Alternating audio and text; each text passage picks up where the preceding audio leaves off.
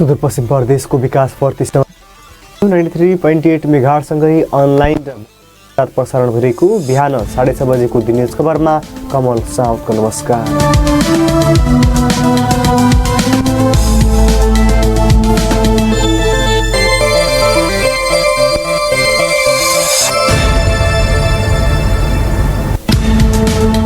सुरुमा प्रसारणका प्रमुख खबरहरू।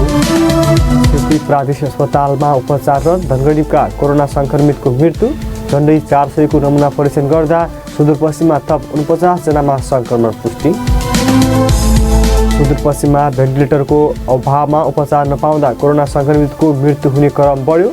तथ्याङ्कमा देखाइने 23 मध्ये सिटी अस्पतालमा 6वटा भेन्टिलेटर मात्र प्रयोगमा चिसोमा थप समस्या हुने चिन्ता। निर्माणाधीन मोहना पतरिया छलेन सडकमा बन्ने पुल निर्माणको काम अझै अघि बढेन। ठेक्का सुन्ता गरी आगामी 2 महिनाभित्र काम थालिने योजना कार्यालयको दावी। कैलालीको चुरेका 60 बढी पहिरो विस्थापित परिवार झन्डै 1 हप्तादेखि खुल्ला आकाशमुनि रात बिताउँदै। स्थानीय सरकारले व्यवस्थापनमा व्यवस्था गर्दा बिचल्ली भएको गुनासो। सङ्घ र प्रदेश सरकारले गुहार नसुनेको जनप्रतिनिधिको दावी।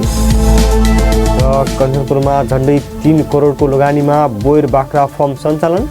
सुदूरपश्चिममा बाख्राको नस्ल सुधार गर्दै प्रदेशलाई मासुमा आत्मनिर्भर बनाउने लक्ष्य। खबर विस्तारमा। धनगढीमा कोरोना संक्रमणबाट थप 1 जनाको मृत्यु भएको छ।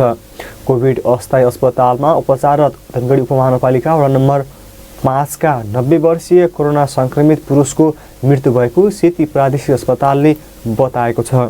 श्वास प्रश्वासमा समस्या देखिएपछि शुक्रबार सेती अस्पतालमा भर्ना भएका उहाँको शनिबार मृत्यु भएको अस्पतालले जनाएको छ। उहाँको कोरोना परीक्षणको लागि शुक्रबार नै स्वाब लिएकोमा रिपोर्ट पोजिटिभ आएको अस्पतालले बताएको हो।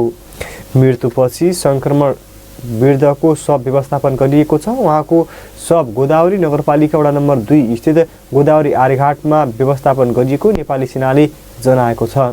कैलालीको तेघरी स्थित भवानी दल गणबाट जम विक्रम थापाको कमान्डमा खटिएको तालिम प्राप्त सैनिक टोलीले शव व्यवस्थापन गरेको हो।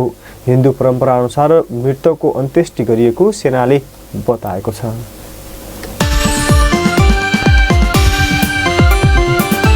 बैतडीमा ट्र्याक्टर दुर्घटना हुँदा 2 जनाको मृत्यु भएको छ। जिल्लाको मेलौली नगरपालिका वडा नम्बर 9 स्थित भित्री सडक खण्डको असुप्राबाट मेलौलीतर्फ जाँदै गरेको सुदूरपश्चिम प्रदेश 01002 त 4577 नम्बरको ट्र्याक्टर दुर्घटना हुँदा 2 जनाको मृत्यु भएको हो।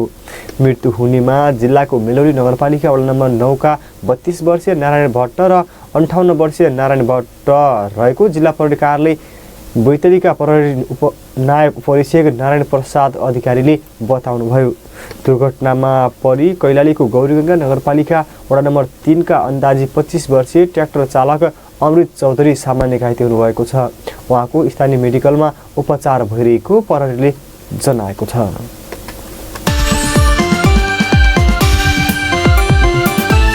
सुदूरपश्चिम प्रदेशका 5वटा प्रयोगशालामा झन्डै 400 को परीक्षण गर्दा थप 49 जनामा संक्रमण पुष्टि भएको छ। सेती प्रादेशिक अस्पताल, डडेलधुरा अस्पताल, जिल्ला अस्पताल डोटी, बजाङ अस्पताल र अछामको कमलबजार नगरपालिकाको प्रयोगशालामा पछिल्लो 24 घण्टामा 379 जनाको कोरोना परीक्षण गर्दा थप 49 जनामा संक्रमण पुष्टि भएको सामाजिक विकास मन्त्रालयका प्रवक्ता नरेन्द्र कार्कीले बताउनुभयो। सेती प्रादेशिक अस्पतालको प्रयोगशालामा 273 जनाको नमुना परीक्षण गर्दा 40 जना, डडेलधुरा अस्पतालमा 12 जनाको नमुना परीक्षण गर्दा 2 जना, जिल्ला अस्पताल डोटीमा 19 नमुना परीक्षण गर्दा 1 जना, जिल्ला अस्पताल बझाङमा 15 नमुना परीक्षण गर्दा 2 र कमलबजार नगरपालिकाको प्रयोगशालामा 60 जनाको नमुना परीक्षण गर्दा 4 जनामा संक्रमण पुष्टि भएको कार्कीले बताउनुभयो। सेती प्रादेशिक अस्पतालका सूचना अधिकारी दिलीप कुमार श्रेष्ठले हिजो कैलालीका 33 सहित 40 जनामा संक्रमण पुष्टि भएको बताउनुभयो। उहाँका अनुसार धनगढी उपमहानगरपालिकाका थप 8 जनामा संक्रमण देखिएको छ। यस्तै कैलालीकै गौरीगङ्गा नगरपालिकाका 19 जना, गोदावरी नगरपालिकाका 4 जना, घोडाघोडी नगरपालिका र कैलाली गाउँपालिकाका 1-1 जनामा समेत संक्रमण देखिएको छ। कञ्चनपुरको बेदकोट नगरपालिकाका 5 जना, शुक्लाफाटा नगरपालिका र भीमदत्त नगरपालिकाका एक जनामा पनि कोरोना संक्रमण पुष्टि भएको सूचना अधिकारी श्रेष्ठले बताउनुभयो। यस्तै अछामको कमल बजार प्रयोगशालामा भएको परीक्षणमा जिल्लाको छापेमगर नगरपालिका, मगलसेन नगरपालिका, कैलालीको लम्कीचुवा नगरपालिका र बैतडीको पुर्चौडी नगरपालिकाका एक जना गरी 4 जनामा संक्रमण पुष्टि भएको प्रयोगशालाका सूचना अधिकारी टेक बहादुर विष्टले बताउनुभयो। यस्तै डडेलधुरा अस्पताल प्रयोगशालामा भएको परीक्षणमा अमरगढी नगरपालिका 5 का 2 महिलामा कोरोना संक्रमण पुष्टि भएको कोभिड सम्पर्क व्यक्ति हरिप्रसाद भट्टले बताउनुभयो। यसैगरी बझाङमा भएको परीक्षणमा जयपृथ्वी नगरपालिकाका 2 जनामा संक्रमण पुष्टि भएको प्रयोगशालाले बताएको छ। यो सँगै सुदूरपश्चिममा कोरोना संक्रमितको संख्या 13,155 पुगेको छ। संक्रमण पुष्टि भएका 10,242 जनाले कोरोना जितेका छन् भने 68 जनाको मृत्यु भएको छ।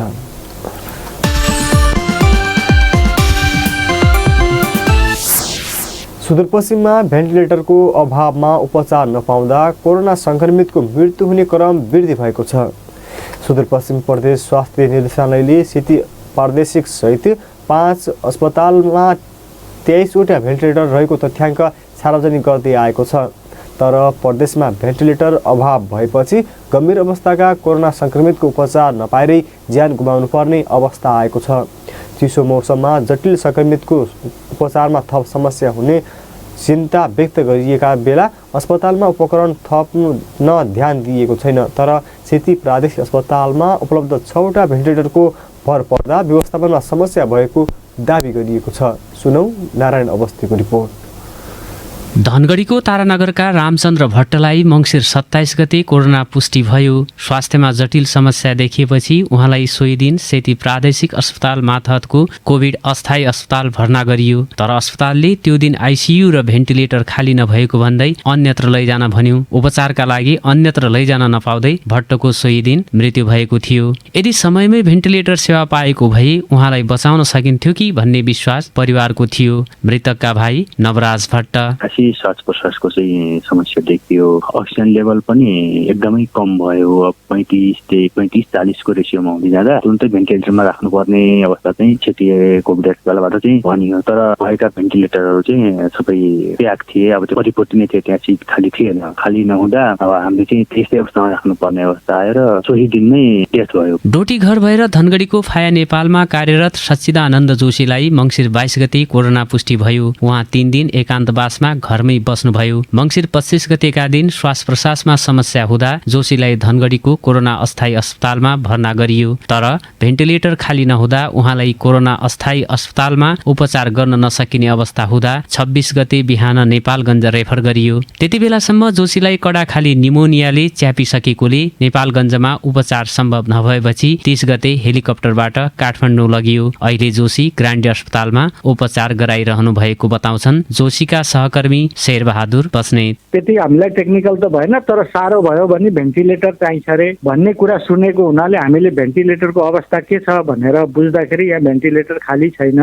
मुख्यमन्त्रीसम्म पनि यो कुरो पुग्दाखेरि म यताउता व्यवस्था गराउँछु पनि भन्नुभयो रे। पछि यहाँ भेन्टिलेटरको व्यवस्था हुन सक्दैन भन्ने कुरा भयो। त्यसपछि अब के गर्ने त भन्दाखेरि एयरलिफ्ट गरेर काठमाडौँ लाने कुरा भयो। एयरलिफ्टको लागि सहयोग गरिदिनुहोस् भनेर हार गुहार सबैतिर गर्दाखेरि यो पब्लिकलाई बोक्ने गरेको छैन भन्ने खालको कुरा जवाफ आयो सम्बन्धित मन्त्रालयहरूबाट। कञ्चनपुरको बेतकोट नगरपालिका वडा नम्बर 10 की 28 वर्षीय गर्भवती जानकी बोहरालाई 24 गते साँझ सेती अस्पतालको आकस्मिक कक्षमा भर्ना गरियो। उहाँमा 25 गते कोरोना पुष्टि भएपछि धनगढीको कोरोना अस्थायी अस्पतालमा भर्ना गरियो। उपचारका लागि भेन्टिलेटर आवश्यक परे पनि भएका 6वटामा कुनै पनि खाली नहुँदा आफन्तले बोहरालाई थप उपचारका लागि कोहलपुर लगे पनि उपचारको क्रममै उहाँको निधन हुन पुग्यो। माथिका यी केही उदाहरण मात्रै हुन्। अहिले कोरोना भाइरसका कडा लक्षण भएका संक्रमितको संख्या बढ्न थालेको, तर अस्पतालमा सीमित उपकरण मात्रै हुँदा उपचारमा समस्या हुन थालेको बताउन थालिएको छ। सेती प्रादेशिक अस्पतालका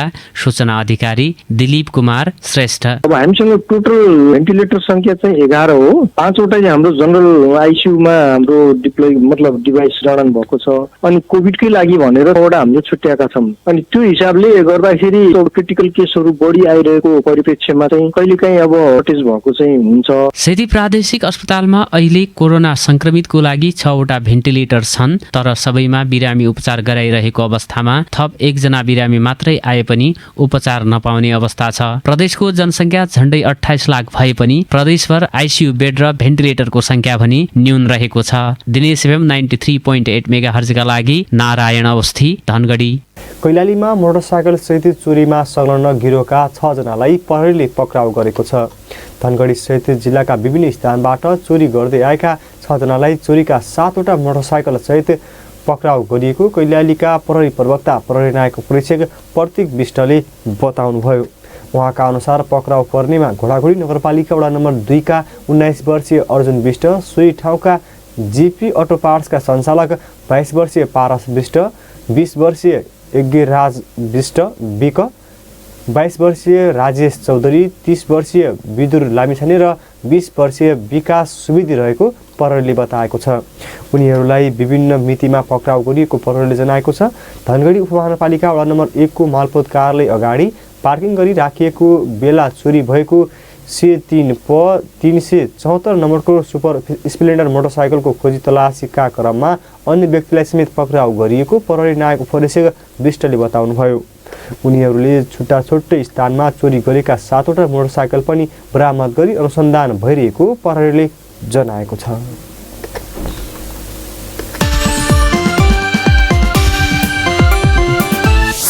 निर्माणाधीन मोहनापुल अत्तरिया 6 लेन सडकमा बन्ने पुल निर्माणको काम अझै अघि बढ्न सकेको छैन।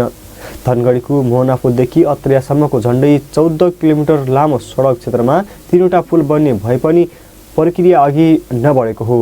पुल निर्माणमा ढिलाइ गरिँदा फराकिलो सडक बनेर पनि आवाजावतमा समस्या खेपिरहनु परेको गुनासो यात्रुहरूको छ। तर 6 लेन सडक योजना कार्यालयले भने ठेक्का सम्झौताको प्रक्रिया थालिएकाले छिटै निर्माणको काम थालिने दावी गरिरहेको छ। सुनौ सहकर्मी रोशन भट्टको रिपोर्ट। मोहनापुल अत्तरिया 6 लेन सडक कालोपत्रेको काम लगभग अन्तिम चरणमा पुगे पनि सोही सडकमा पर्ने पुल निर्माणको प्रक्रिया भने अझै सुरु नभएको हो। सडकको अन्य क्षेत्र फराकिलो भएका कारण सवारी सञ्चालनमा सहज हुने भए पनि निर्माणाधीन गेटा मेडिकल कलेज नजिक पर्ने 2वटा पुल निर्माण नहुँदा उक्त क्षेत्रमा ट्राफिक जाम हुने देखिएको छ।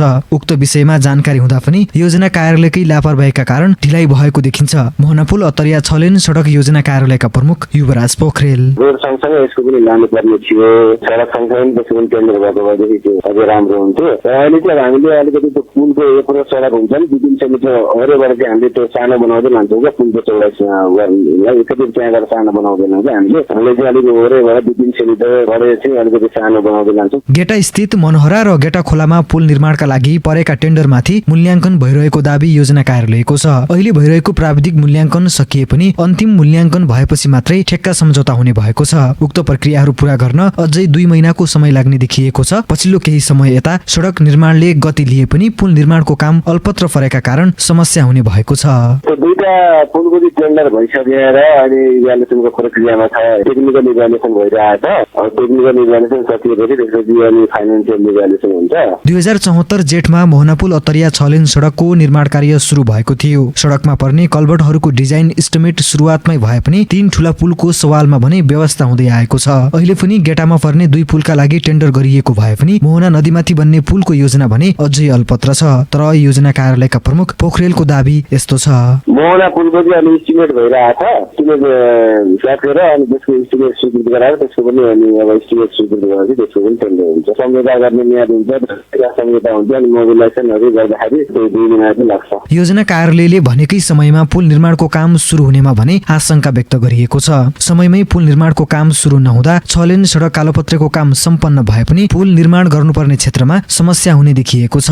दिनेश FM 93.8 मेगाहर्जका लागि रोशन भट्ट, धनगढी। कैलालीको चुरेका 60 बढी पहिरो विस्थापित परिवार झण्डै 1 हप्तादेखि खुल्ला आकाशमुनि रात बिताइरहेका छन्। झण्डै 6 महिनादेखि भुन्दत्त राजमार्ग क्षेत्रमा पाल टाँगेर बसेका पहिरो विस्थापित परिवार बास खोज्दै तराई झरे पनि व्यवस्थापन नगरिएपछि खुल्ला आकाशमुनि रात बिताउन बाध्य भएका हुन्। स्थानीय सरकारले व्यवस्थापनमा व्यवस्था गर्दा आफूहरूको बिचल्ली भएको गुनासो उनीहरूको छ। तर जनप्रतिनिधिहरूले भनी सङ्घ र प्रदेश सरकारले पहिरो पीडितको गुहार नसुनेको दावी गरिरहेको छ। सुनौ सहकर्मी जनक विष्टको रिपोर्ट। सूर्य गाउँपालिका 5 का करण सिंह ठगुन्ना करिब 1 हप्तादेखि कैलालीको गौरीगङ्गा नगरपालिका 1 को पशुपति वन नजिकैको चौरमा परिवारसहित बसिरहनु भएको छ। हिउँदको कठाङ्ग्रिदो चिसोमा खुल्ला आकाशमुनि रात कटाइरहेका ठगुन्नाको परिवारका लागि देशमा 3 तहका सरकार आए पनि उनीहरू बसेको ठाउँमा कुनै पनि सरकारको छाया परेको छैन। राज्यविहीनताको अवस्था महसुस गरिरहेका उहाँको परिवारले यसरी नै खुला आकाशमुनि कति दिन बिताउनु पर्ने हो अझै पत्तो छैन।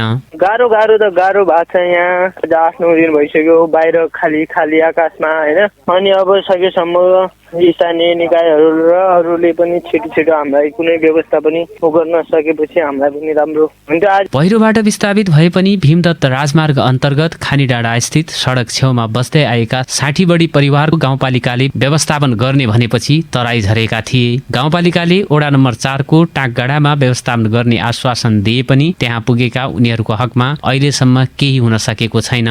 सोही कारण खुल्ला आकाशमुनि रात कटाइरहेकाहरूले आफूहरू बिचल्लीमा पर्दा समेत स्थानीय जनप्रतिनिधि लगायतका व्यक्तिहरू मुखदर्शक बनेको गुनासो गरेका छन्। पहिरो विस्थापित परिवारको संघर्ष समितिका संयोजक टीकाराम कार्की। अब अहिलेसम्म केही थाहै छैन। अब केही नभए अहिले सरकारको पहल हुँदासम्म एउटा बस्ने व्यवस्थित गरिदिनुहोस् अस्थायी हिसाबले भनेर हो, त्यही पनि भएको छैन। यसो सुरक्षित स्थानमा केही नभए पनि व्यवस्था सरकारले गर्दा व्यवस्था त गरिदिनु पर्यो भन्ने कुरा त अलपत्र परेका छौँ हामी त्यस्तै।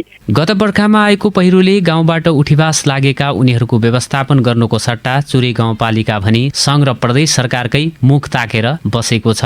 पहिरो पीडितको व्यवस्थापनका लागि माग गरी दुवै तहका सरकारलाई पठाए पनि सुनवाई नभएका कारण ढिलाइ भएको बताउँदै चुरे गाउँपालिकाकी उपाध्यक्ष दीपा देवी साउद। अब माथि सङ्घ प्रदेशमा दिएका छौँ नि त नि, अब उहाँले पनि किन ढिलो गरिदिनु भएको खै त्यो अब त्यसको लागि पनि अध्यक्ष धनगढी जानुभएको अस्ति लागिरहेका छौँ।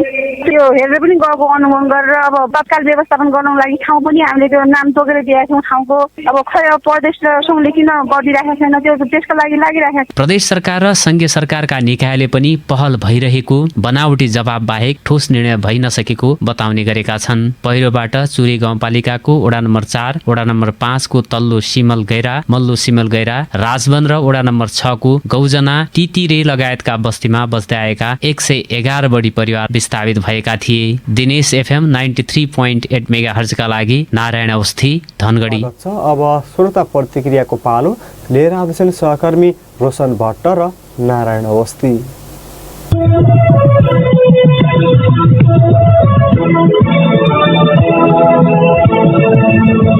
दिनेश खबरमा प्रकाशित समाचार पढेर तपाईँ धेरै श्रोताका प्रतिक्रिया प्राप्त भएका छन्। तीमध्ये आज हामीले केहीलाई समेटेका छौं। सुदूरपश्चिम प्रदेशको राजधानी गोदावरीमा बनाउँदा 50 बिघा क्षेत्र वन फडानी हुने प्रारम्भिक आकलन शीर्षकको समाचार पढेर आर्यन राज जोशीले लेख्नु भएको छ। वन फडानी गरेर राजधानी बनाउनु गलत र दुःखदायी कुरा हो। भ्रष्ट नेताहरूका कारण जंगल फडानी हुने भयो, यसलाई रोक्नुपर्छ। गणेश खड्काले पनि जंगल विनाश नगरौं, जनतालाई थाङ्नामा सुतायो तर प्रकृतिलाई ध्वस्त नगरिदिन अनुरोध गर्दछौं भनेर लेख्नु भएको छ। सोही समाचारमा सागर बोहराको प्रतिक्रिया छ। पुस्तौंदेखि राजधानी दिपाइल छोडेर जंगलतिर, जहाँ फालाफाल जमिन छ, जहाँ बनाएका भवनहरू खिया लाग्न थाले, त्यो वनलाई फडानी गर्नुभन्दा पुराना संरचना सञ्चालनमा ल्याउन पहल होस्। सुविधा नभएको ठाउँमा सुविधा पुगाएमा मात्र देश चम्किन्छ।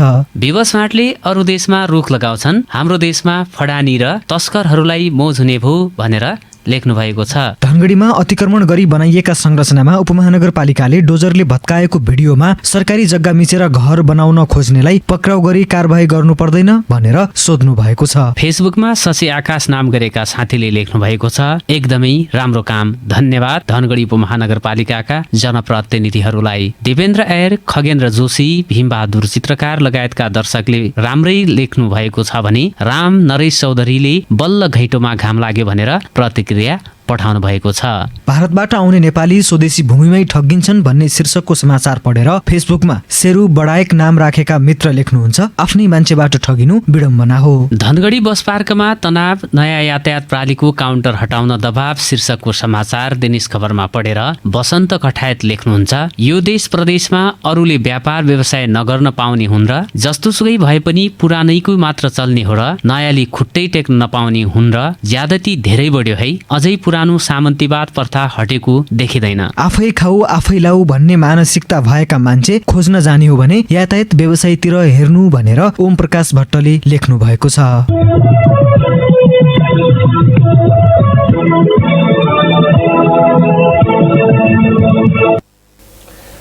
कञ्चनपुरमा झन्डै 3 करोडको लगानीमा बोयर बाख्रा फर्म सञ्चालन गरिएको छ। पहिले जिल्ला त्यसपछि प्रदेशलाई नै मासुमा आत्मनिर्भर बनाउने दीर्घकालीन योजनासहित निजी क्षेत्रबाट ठूलो बाख्रा फर्म सञ्चालनमा ल्याइएको हो।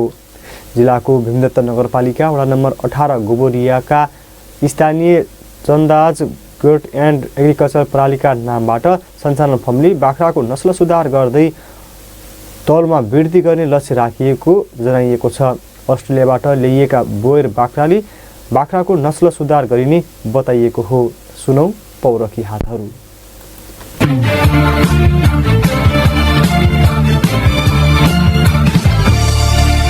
काठमाडौँमा 32 वर्षदेखि घर जग्गाको कारोबार गर्दै आएका कञ्चनपुरका गणेश बहादुर चन्दले सञ्चालन गरेको बाख्रा फर्मले सुदूरपश्चिमलाई मासुमा आत्मनिर्भर बनाउन महत्त्वपूर्ण भूमिका निर्वाह गरिरहेको छन्। सुदूरपश्चिममा पालन हुँदै आएका बाख्राको नस्ल सुधार गर्दै पाठापाटीको तौलमा वृद्धि हुने र मासुको मात्रा समेत बढी हुने भन्दै नस्ल सुधार गरिँदैछ।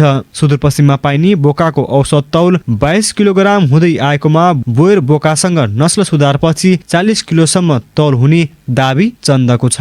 हाम्रो पहाडी जिल्लाहरूमा जुन बाख्राहरू अहिले उत्पादन भइराखेको छ त्यो बाख्राको पाठो एक वर्षमा जन्मेको 20 देखि 22 किलो मात्रै हुन्छ र 20 देखि 22 किलो हुँदाखेरि त्यसको मूल्य भनेको 10 देखि 12 हजार रुपियाँ मात्रै हो म्याक्सिमम। र हामीले यो बोयर बोका कुनै पनि गाउँमा उदाहरणको लागि एउटा कृषकलाई दियौं भनेपछि उसले सैकडौं बाख्रासित यसको क्रसिङ गराउँछ र क्रसिङ गराउँदाखेरि मिनिमम 40 केजी को पाठा हुन्छ। सुदूरपश्चिमलाई 2080 सालसम्ममा मासुमा आत्मनिर्भर बनाउने उद्देश्यसहित बोयर बाख्राको फर्म 2075 असोज 14 बाट सञ्चालनमा ल्याइएको हो। झन्डै 3 करोडको लगानीमा सञ्चालनमा रहेको फर्ममा 30 वटा बोयर जातका बोकाहरू छन्। अन्तर्राष्ट्रिय उडान बन्द रहेकाले 60 बोका अस्ट्रेलियामा रोकिएको सञ्चालकको भनाइ छ। एक बोकाको 3 लाख मूल्य पर्नेमा 300 बोकाको अर्डर गरिएको छ, तर बोयर बोकाको माग बढी भए पनि धान्न सकिएको छैन।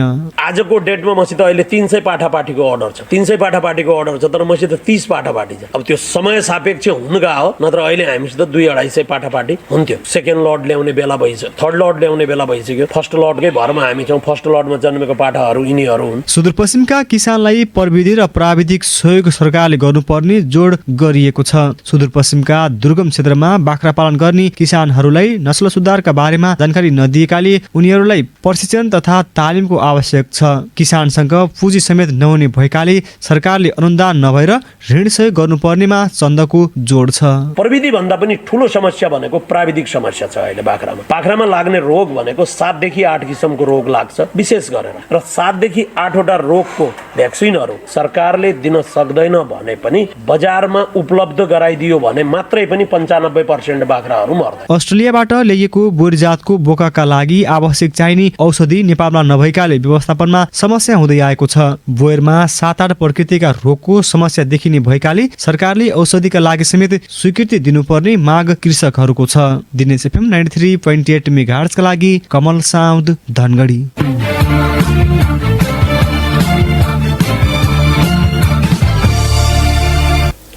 कैलाली प्रहरीले लागु औषध खैरो हिरोइन सहित 2 जनालाई पक्राउ गरेको छ। जिल्लाको टिकापुर नगरपालिका 7 स्थित सोनाहा फाटा क्षेत्रबाट गौरीगङ्गा नगरपालिका वडा नम्बर 9 भैसासुरका 22 वर्षीय विवश बमलाई लागु औषध खैरो हिरोइन सहित पक्राउ गरिएको हो। बमको साथबाट 6 ग्राम लागु औषध खैरो हिरोइन फेला परेको जिल्ला प्रहरी कार्यालय कैलालीका प्रवक्ता प्रहरी नायक परीक्षक प्रतीक विष्टले बताउनुभयो। त्यसैगरी जिल्लाको टिकापुर नगरपालिका वडा नम्बर 8 खक्रौलामा लागु औषध खैरो हिरोइन सहित भारतको उत्तर प्रदेश जिल्ला लखिमपुर खिरी सुरतनगर ग्राम पञ्चायत इन्द्रनगरका 33 वर्षीय जसपाल सिंहलाई पक्राउ गरिएको छ। प्रहरी नायक परीक्षक विष्टका अनुसार उहाँका साथबाट 20 ग्राम लागु औषध खैरो हिरोइन र 1 थान लागु औषध नाप्तोल गर्ने डिजिटल तराजु बरामद गरिएको छ। पक्राउ परेका दुवैमाथि लागु औषध शीर्षकमा मुद्दा दर्ता गरी थप अनुसन्धान भइरहेको प्रहरीले जनाएको छ।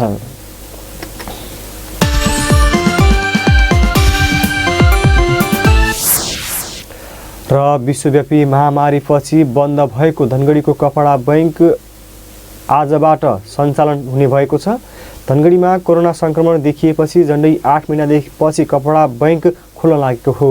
शिवपुरी धाममा रहेको कपडा बैङ्क बिहान 10 देखि साँझ 5 बजेसम्म खुल्ने भएको हो। सञ्चालक मध्येका गोपाल हमाली कोरोना महामारीपछि बन्द रहेको बैङ्क आजदेखि सञ्चालनमा आउने बताउँदै नगरवासीलाई कपडा दान गरी सहयोग गरिदिन आग्रह समेत गर्नुभयो। उहाँले चिसो पनि बढिरहेको अवस्थामा आवश्यकता पर्ने लगाउन मिल्ने खालका लुगा कपडा बैङ्कमा ल्याएर बुझाइदिन अनुरोध गर्नुभयो। प्रसारणको अन्तिममा प्रमुख खबरहरू पुनः एकपटक। सेती प्रादेशिक अस्पतालमा उपचाररत धनगढीका कोरोना सङ्क्रमितको मृत्यु, झन्डै 400 को नमुना परीक्षण गर्दा सुदूरपश्चिमका थप 49 जनामा सङ्क्रमण पुष्टि। सुदूरपश्चिममा भेन्टिलेटरको अभावमा उपचार नपाउँदा कोरोना सङ्क्रमितको मृत्यु हुने क्रम बढ्यो। तथ्याङ्कमा देखाइने 23 मध्ये सेती अस्पतालमा 6वटा भेन्टिलेटर मात्र प्रयोगमा, चिसोमा थप समस्या हुने चिन्ता। निर्माणाधीन मोहना पुल अत्तरिया छलेन सडकमा बन्ने पुल निर्माणको काम अझै अघि बढेन। ठेक्का सम्झौता गरी आगामी 2 महिनाभित्र काम थालिने योजना कार्यालयको दाबी। कैलालीको चुरेका 60 बढी पहिरो विस्थापित परिवार झन्डै 1 हप्तादेखि खुल्ला आकाशमुनि रात बिताउँदै स्थानीय सरकारले व्यवस्थापनमा व्यवस्था गर्दा विचल्ली भएको गुनासो। प्रदेश र सङ्घ सरकारले गुहार नसुनेको जनप्रतिनिधिको दाबी। र कञ्चनपुरमा झन्डै 3 करोडको लगानीमा बोयर बाख्रा फर्म सञ्चालन। सुदूरपश्चिममा बाख्राको नस्ल सुधार गर्दै प्रदेशलाई मासुमा आत्मनिर्भर बनाउने लक्ष्य। यस दिनेश खबरका साथमा मेडलाइफ, तपाईसँगै जीवनमा अघि बढ्दै। हवस् त, दिनेश FM 93.8 मेगाहर्जसँगै अनलाइन र मोबाइल एक साथ प्रसारण गरिएको बिहान 6:30 बजेको दिनेश खबर सकियो। हाम्रो अर्को दिनेश खबर साँझ 6:30 बजे प्रसारण हुनेछ। तपाईँ दिनेश FM सुन्दै र dineskhबर.com पढ्दै गर्नुहोला। अहिलेको समाचार बुलेटिनबाट कमल शाह बिदा हुन्छु। नमस्कार।